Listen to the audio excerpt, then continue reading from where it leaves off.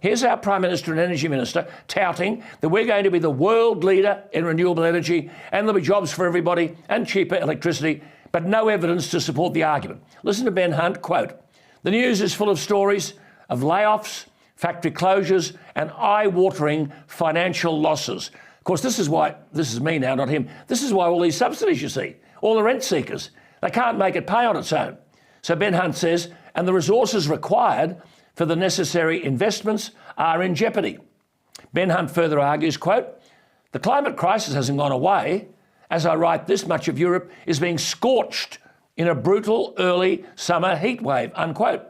Now, sensing the scepticism around the world about whether renewables can do the job, Ben Hunt, I repeat, the former head of corporate affairs at Siemens Gamesa, who describe themselves as experts in renewable energy, Ben Hunt virtually acknowledges that wind is not in the vanguard of the future when he writes, quote, "The case for wind and renewables needs to be more forceful and more focused," unquote.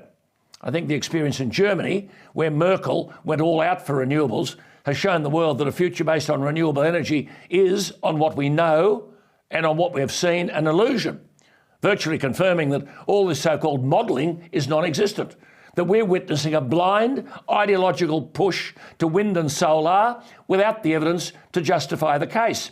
Writes Ben Hunt, quote, "To reap the rewards, the industry needs an economic model that works."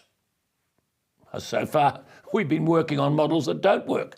He then says this, "It's far from clear that bringing to market a new and bigger turbine every 18 months is not compatible with that goal," unquote, which is the reason for the letter Ben Hunt received, which said, and I repeat, when I joined more than 15 years ago, that's joined this renewable energy outfit, I was told I was joining the sector with the brightest and most promising future. The problem is it's a future that never seems to come, unquote.